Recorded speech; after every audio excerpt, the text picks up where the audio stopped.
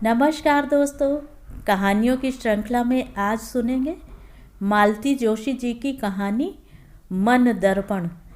लेकिन उससे पहले मेरा आपसे विनम्र अनुरोध है कि अगर मेरे द्वारा सुनाई हुई कहानियाँ आपको अच्छी लगती हैं तो मेरे चैनल को सब्सक्राइब ज़रूर करें, लाइक करें और अपने दोस्तों और परिचितों में शेयर भी करें।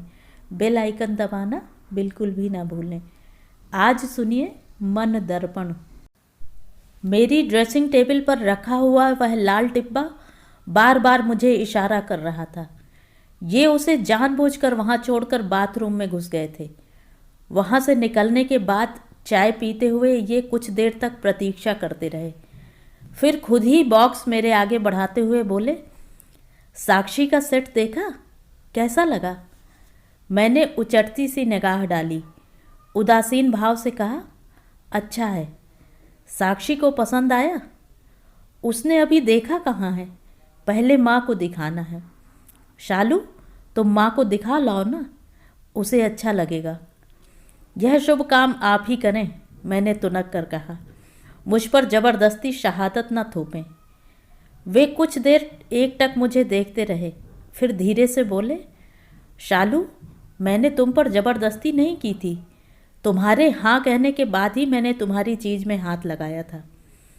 अगर कोई ज़बरदस्ती हाँ कहलवाना चाहे तो कहना ही पड़ता है। मैं सोचता था तुमने खुशी खुशी हाँ की। हाँ, खुश तो मैं थी ही। पिछले 6 सालों में मुझे एक छल्ला भी बनवा कर नहीं दिया है। ले देकर शादी में एक चीज़ चढ़ाई थी, वह भी ले ली। इससे ज़्यादा खुशी की बात क्या होगी? मैं जानता हूँ शालू कि मैं अब तक तुम्हें कुछ नहीं दे सका। इसका उलाहना भी बहुत बार सुन चुका हूँ। पर सच मानो, मैंने कभी यह दावा भी नहीं किया था कि तुम्हें सोने से मढ़ दूंगा।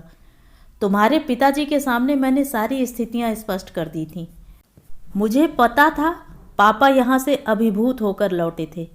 बार बार कह रहे थे कि लड़का होनहार है।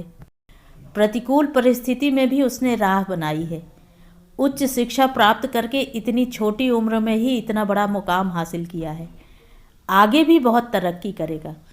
लेकिन पापा का यह सर्टिफिकेट इस समय उन्हें थमाने से मेरा ही पक्ष कमज़ोर होता। इसलिए भुनभुनाते हुए कहा, पापा पता नहीं किस बात पर रीझे थे। वे तो अपनी बला टालकर अलग हो गए। भुगतना तो मुझे पड़ रहा है। इसके बाद वह नहीं बोले, चुपचाप उठकर माँ के पास चले गए। मैं बैठी उस घड़ी को कोसती रही जब मैंने हार के लिए हाँ की थी। उस दिन वे परेशान थे, देर रात तक सोए नहीं, छत की ओर ताकते हुए चुपचाप लेटे थे। मैंने पूछा, क्या बात है, परेशान लग रहे हैं? कई सारी चीज़ें हैं यार। साक्षी की शादी जैसे समस्याओं का अंबार बन गई है। क्यों, अब क्या हो गया? रोज की चिक चिक है यार। नए फरमान हैं, नई फरमाइशें हैं। कल खबर भेजी है कि बारात में 500 लोग होंगे। 500 लोग उनके ही हो जाएंगे तो हमारे मेहमान कहाँ जाएंगे? हम तो पहली बार कुछ कर रहे हैं। सबको बुलाना तो पड़ेगा। 1000 लोगों का नुस्खा हो जाएगा। कैटरर 150 रुपये प्रति प्लेट ले रहा है। इसके अलावा मिलनी के लिफाफों का बाकायदा ब्यौरा आया है। 21 रुपये से लेकर 501 रुपये तक की ग्रेडेशन है। अलग अलग रंग के लिफाफे होंगे ताकि घपला न हो। पूरा मेन्यू कार्ड भेजा है। जूस से लेकर आइसक्रीम तक सब दर्ज है।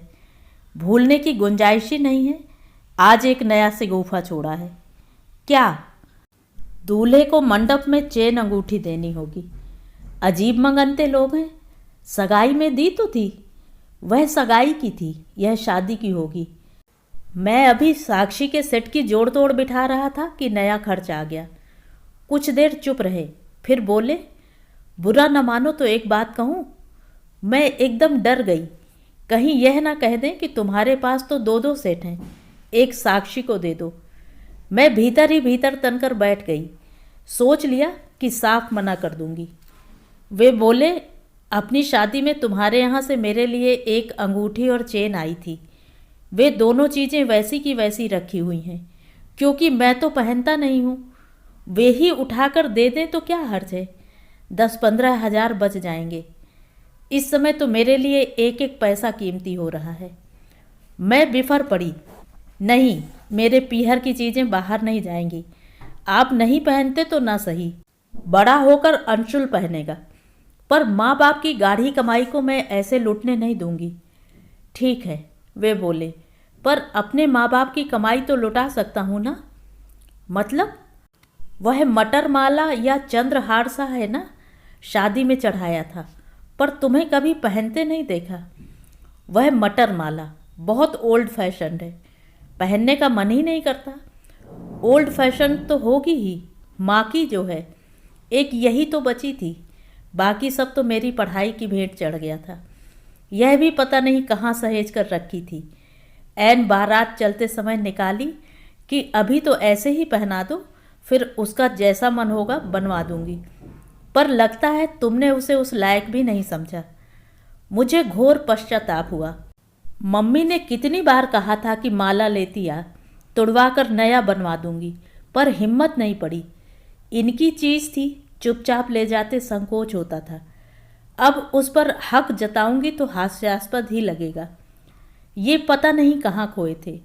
डूबती सी आवाज़ में बोले, सोचता था कि नौकरी लगते ही माँ का सोना गला व हाथ भर दूंगा, तब तक खुद सोना नहीं पहनूंगा।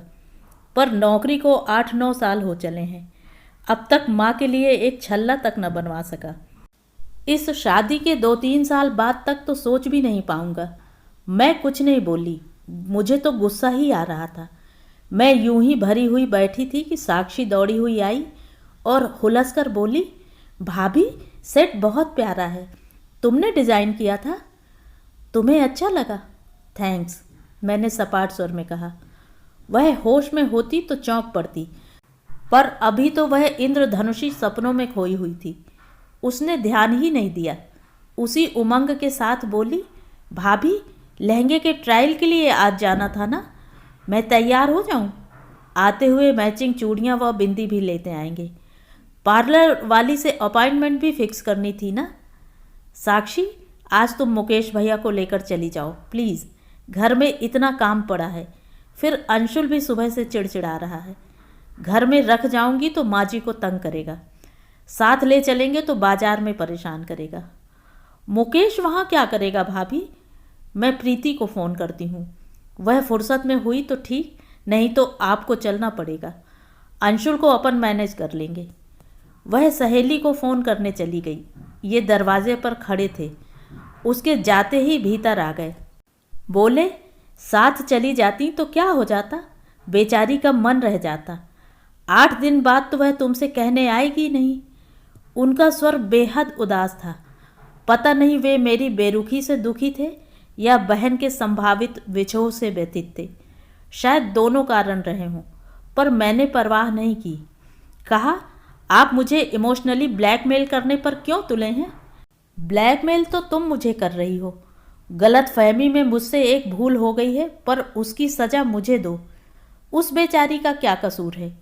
और देवी, तुमसे हाथ जोड़कर विनती है कि उसे यह कभी पता ना चले कि मैंने तुम्हारा हार तोड़वाकर उसका सेट बनवाया है। क्यों? जानकर उसके आत्मसम्मान को ठेस लगेगी? क्या वह परिस्थिति से वाकिफ नहीं है? वह आपकी परेशानी नहीं देख रही है? लड़की आर्किटेक्ट है, गूंगी गुड़िया तो नहीं कि कुछ समझ में ना आता हो। कोई स्वाभिमानी लड़की होती तो शादी के लिए साफ मना कर देती। शादी क्या बच्चों का खेल है कि एकदम से मना कर देती? एक शादी टूटने का मतलब क्या होता है जानती हो? व्यवहारिक पक्ष छोड़ भी दिया जाए तो दूसरी तरह से सोचो, संबंधों का भावनात्मक पक्ष भी होता है। सगाई को 6 महीने हो चले हैं, एक ही शहर में हैं, 20 बार मिले हैं। दोनों के मन भी इस बीच आपस में जुड़े होंगे। उन्हें अलग करना क्या इतना सहज है? उसके ससुराल वाले दुनिया से अलग तो कुछ नहीं कर रहे। हर शादी में कमोवेश यही सब होता है। अब वह हम पर भारी पड़ रहा है, यह अलग बात है। ठीक है, आज से मैं आपकी किसी बात में दखल नहीं दूंगी। आप भी मुझसे ज़्यादा आशा नहीं रखेंगे। जो मेरा कर्तव्य है वह मैं पूरा करूंगी, इससे ज़्यादा कुछ नहीं। बस उस दिन से मेरा असहयोग आंदोलन प्रारंभ हो गया। शादी को 8 ही दिन बचे थे। घर में मैं अकेली बहू थी।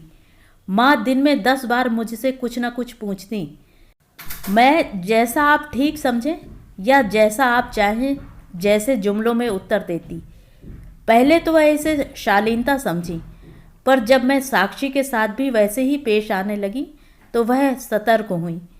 बोली, महेश क्या बात है, बहू उखड़ी उखड़ी लग रही है।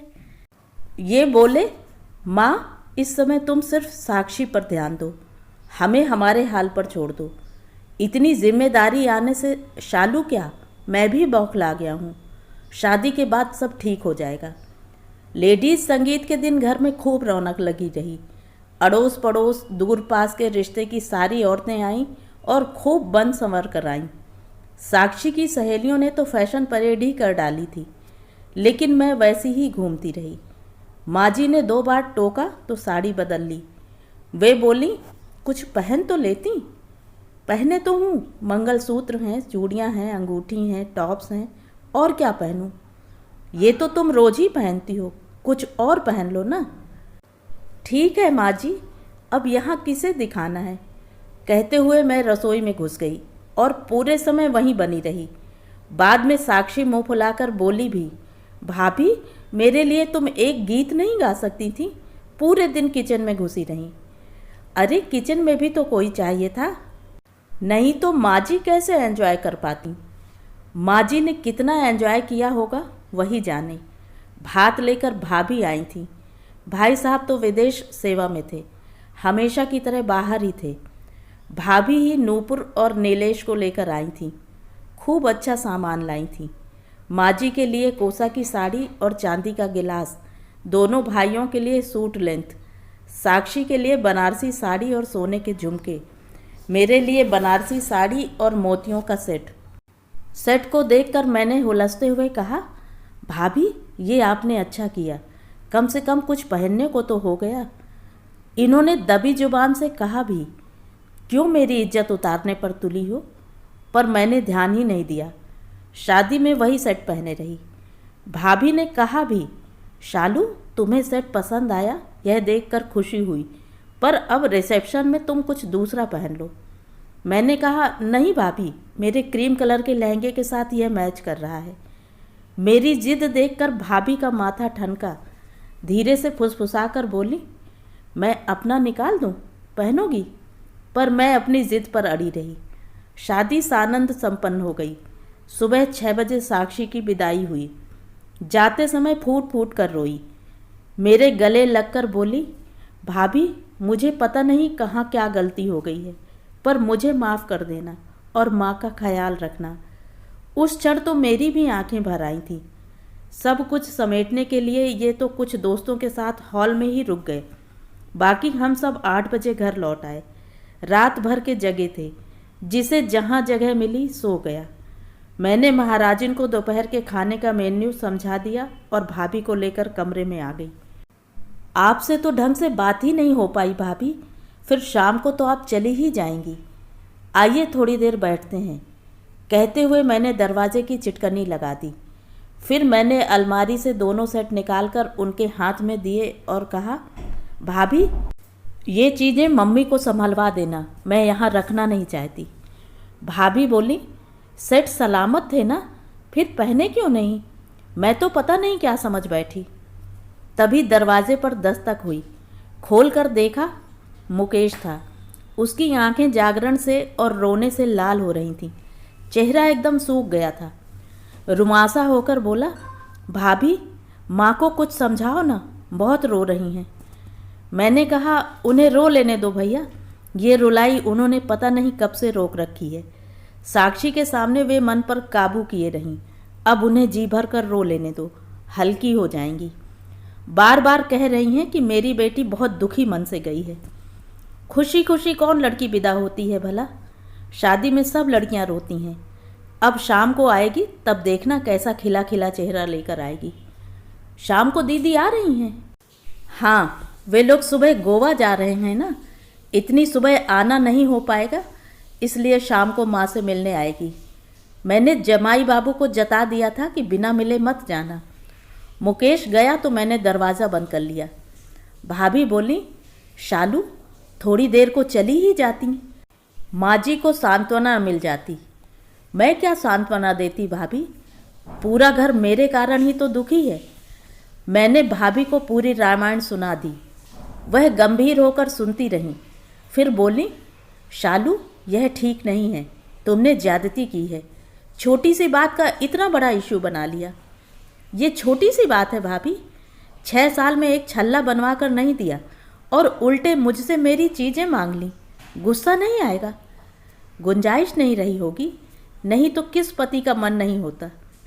महेश जी पर जिम्मेदारियां भी तो कितनी हैं, तो शादी करने की इतनी जल्दी क्या थी? आराम से करते। वे हमारे दरवाजे नहीं आए, हम ही बार बार उनकी चौखट पर गए थे। शिकायत तो तुम्हें अपने माँ बाप से होनी चाहिए। मुझे हमेशा यही तो आश्चर्य लगता रहा है कि पापा मम्मी आखिर क्या देखकर रीझे थे। देखो, पापा जी तो लड़के पर रीझे थे। बार बार कह रहे थे कि लड़का तो बहुत होनहार है, बहुत तरक्की करेगा, पर असली मुहर तो मम्मी जी ने ही लगाई थी। तुम्हें तो मालूम है, उनकी मर्जी के बिना उस घर में पत्ता भी नहीं हिलता। और मम्मी जी का क्या उसूल है जानती हो? बेटी छोटे घर में दो ताकि उसका दबदबा बना रहे, बहू छोटे घर से लाओ ताकि उस पर दबाव बना रहे। 2 दिन से देख रही हूँ, जिस तरह निर्द्वंद व आक्रामक होकर राज कर रही हो, उसे देखकर लगता है कि मम्मी जी की थ्योरी सही है। पर भाभी, आपका घर तो छोटा नहीं था, बल्कि हम लोगों से सवाया ही था। लेकिन रूप गुण में, शिक्षा दीक्षा में मैं तो तुम्हारे भाई के समकक्ष नहीं थी ना। और ये बात इतनी बार इतनी तरह से सुनाई गई कि मैं कभी सिर ही नहीं उठा सकी। मम्मी जी के तो दोनों हाथों में लड्डू थे। दान दहेज भी खूब मिला और बहू भी दब कर रही। पति विदेश सेवा में है, पर मैं तो यहाँ देश में ही सड़ रही हूँ।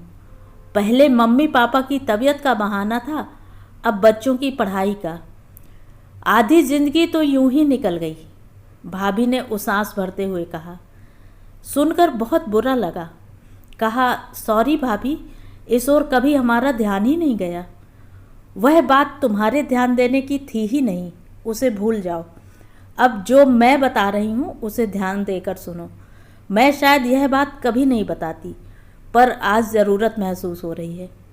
बताइए, मेरी शादी में लड़के वालों की ओर से?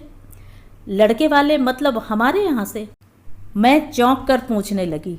हाँ, तुम्हारे यहाँ से खास हिदायत आई थी कि बर्तनों पर नाम न डाला जाए। आज्ञा का पालन किया गया। माँ ने दामाद के लिए 5 चांदी के बर्तन भेजे थे, थाली, 2 कटोरियाँ, गिलास, चम्मच। पर जानती हो, माँ के दामाद ने उसमें एक दिन भी खाना नहीं खाया। क्यों? क्योंकि वे बर्तन तुम्हारी माँ के दामाद के लिए सहेज कर रख दिए गए थे। मुझे शादी में मिला वह चांदी का थाल याद आ गया, जिसे देखकर मेरे ससुराल वालों की आंखें खुली रह गई थीं। भाभी आगे बता रही थीं, बारातियों के स्वागत के लिए 51 चांदी के गिलास मांगे गए थे। शादी में केवल 30 ही गिलास दिए गए। बताया गया कि कुछ बड़े बुजुर्ग बुढ़ापे के कारण नहीं आ पाए हैं, उन्हें घर पर दिए जाएंगे। वे 21 गिलास अपना नाम खुदवाकर तुम्हारी शादी में बारातियों को दिए गए थे, जबकि यहाँ से मांग भी नहीं थी। शादी में मेरे दोनों भाई आए थे, उन्होंने गिलास पहचान लिए थे, पर उस समय क्या कहते? आपको भाई साहब से कहना तो था। तुम्हारी मम्मी के सामने तुम्हारे भाई साहब ने कभी मुंह खोला भी है? पापा जी तक को तो वे चुप करा देती हैं। खैर, आगे सुनो। शादी में मुझे 5 सेट मिले थे। 2 माँ ने दिए थे, एक मौसी ने, एक मामा ने, एक पिताजी के एक दोस्त ने दिया था। उनके बेटी नहीं थी, इसलिए उन्होंने मुझे ही बेटी माना हुआ था। आपके पास कंगन भी तो बहुत सारे थे, 3-4 जोड़ी तो होंगे। हाँ, 3 भाइयों में 1 बहन थी मैं, और IFS दूल्हा मिल रहा था। मेरे घर वालों ने जी खोलकर खर्च किया था। मेरे रिश्तेदारों ने खुले मन से उपहार दिए थे। शादी के बाद मैंने अपने सारे जेवर मम्मी जी को सौंप दिए थे। तीज त्यौहार पर या शादी ब्याह पर वे ही निकाल कर देती थीं और बाद में वापस रख देती थीं। अब तक वही क्रम चल रहा है। आपने अपने लिए एक और लॉकर क्यों नहीं ले लिया? मम्मी ने मुझे तो शादी के तुरंत बाद ही यहाँ एक लॉकर ले दिया था। बहू व बेटी के लिए आचार संहिता अलग अलग होती है। मुझे तो अब तक वही निकाल कर देती हैं। शादी के 3-4 साल बाद समझ में आया कि मम्मी जी अदल बदल कर चीज़ें देती हैं। गुप्ता अंकल वाला सेट कभी नहीं दिया, उसे देखा ही नहीं, संकोचवश पूछ भी नहीं पाई। सेट दोबारा कब देखा जानती हो? भाभी को आगे कहने की ज़रूरत ही नहीं पड़ी, बिना कहे ही मैं समझ गई और शर्म से गड़ गई। दोनों सेट उनके आगे रखते हुए मैंने कांपती आवाज़ में कहा, भाभी इनमें से कौन सा सेट आपका है? आप रख लीजिए, मम्मी को पता भी नहीं चलेगा। पागल हुई हो? दी हुई चीज़ वापस लूँ? तो इसे मेरी तरफ से नूपुर का उपहार समझकर ले लीजिए। नूपुर को उपहार उसकी शादी में देना, अभी चुपचाप बैठो, भाभी ने डांटते हुए कहा। मैंने गहने वापस मांगने के लिए गाथा नहीं सुनाई, मैं तो बताना चाह रही थी कि घर गृहस्थी में ऐसा चलता ही है। चाहिए तो यह था कि तुम खुद पति की परेशानियां समझती, खुद ही पेशकश करती। तुम्हें वे संस्कार मिले ही नहीं हैं। तुम अपनी माँ की तरह तानाशाह हो, जबकि महेश जी अपनी माँ की तरह सौम्य व शालीन हैं। दोनों घरों के तरीकों में कितना फ़र्क है, तुम खुद ही देख लो। तुम्हारी अनुमति के बिना उन्होंने घर की चीज़ को भी हाथ नहीं लगाया। इसे कहते हैं सज्जनता। दुख तो यही है कि तुमने उसका मोल नहीं समझा, खुद भी दुखी हुई, सबको दुखी कर दिया। पश्चाताप में डूबी मैं सिर झुकाए बैठी रही। भाभी के सामने सिर उठाते संकोच हो रहा था। अब उठो, घर गृहस्थी देखो, आराम बहुत हो गया। भाभी ने मुझे टोक दिया तो मैं तंद्रा से जागी। रसोई में जाकर वहाँ का जायज़ा लिया, फिर घर भर में देखा, माँ जी कहीं नज़र नहीं आई। बाकी लोग अलसाए से उठ बैठे थे और खाने की प्रतीक्षा कर रहे थे।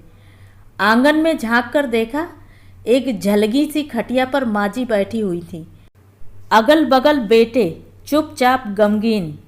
मैं कुछ क्षण असमंजस में रही, फिर दंदनाती हुई वहीं पहुंच गई। इस खाट का आज कल्याण ही कर देंगे क्या? मैंने कहा, 2 घड़ी धूप में सुस्ताने लायक भी नहीं रहेगी। और माँ जी आप उठिए तो, थोड़ा सा भी कुछ मुंह में डालिए और मेरे कमरे में जाकर सो रहिए। और 4 बजे तक बाहर आने की ज़रूरत नहीं है, चाय लेकर मैं खुद जगाने आऊँगी। शाम को साक्षी मिलने आएगी तो चेहरा फ्रेश लगना चाहिए। मुकेश, तुम्हारी दीदी तो अब चली गई, तुम्हारी बहू के आने तक अब तुम्हें ही मेरा हाथ बटाना है। चलो मेरे साथ खाना लगवाने में मदद करो, 4 बजे से मेहमानों के जाने का सिलसिला शुरू होगा। खाना नहीं हुआ तो तुम्हारे भैया घड़ी भर भी आराम न कर पाएंगे। कमर में पल्ला खोसकर मैं रसोई में लौट आई। मेरी पीठ में आंखें नहीं थी, पर मैं साफ देख रही थी कि मेरा फरमान सुनकर तीनों माँ बेटों के चेहरे पहले तो आश्चर्य से और बाद में संतोष से भर उठे थे। तो ये थी कहानी। कहानी आपको कैसी लगी कमेंट करके ज़रूर बताएं।